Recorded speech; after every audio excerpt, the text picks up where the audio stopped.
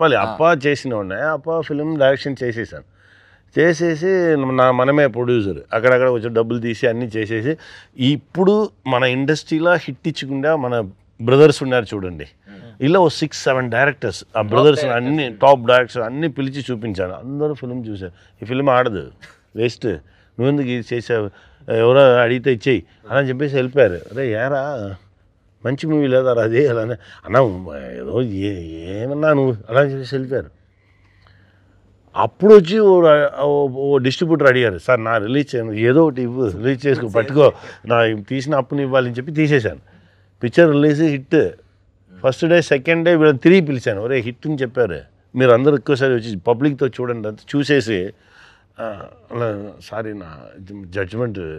నువ్వే judgement, జనాలదా judge, అందుకే చెప్తా అందరి దగ్గర, మీరు ఎవరికి వేసి చూపించకండి, జనాలకు చూపించండి, జనాలదా మంచి జడ్జి, ఎంత వాళ్ళకిదా ఇది ఏమి ఉండదు, ప్యూర్గా ఉంటారు కాల్కులేషన్స్, ఇది ఏం చేసింది, అది ఏం చేసింది అలా చెప్పిన వాళ్ళు ఇది వరకు కాల్కులేషన్ చేసుకున్నారు చూడు, ఏదీనే సక్సెస్ అవ్వలేదు.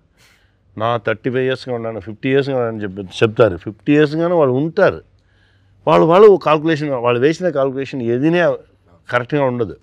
జనాలదా కరెక్ట్ అయిన జడ్జ్, వాళ్ళదా గాడ్, వాళ్ళు డిసైడ్ చేస్తారు ఏదైనా అది. ఇప్పుడు డెఫినెట్గా ఆ గాడ్స్ని నమ్మి మనం వస్తున్నాము, చూద్దాం. అంటే మనమే కాదన్నా చాలా మంది అలా నమ్ముకొని సక్సెస్ అయిన వాళ్ళే డెఫినెట్గా ఉన్నారు. వాళ్ళు ఆడియన్స్ కూడా మంచి సినిమా వస్తే ఇది మేము చూడమని ఎప్పుడు చెప్పలేదు, కాబట్టి ఈ సినిమాకి ఆడియన్సే గాడ్.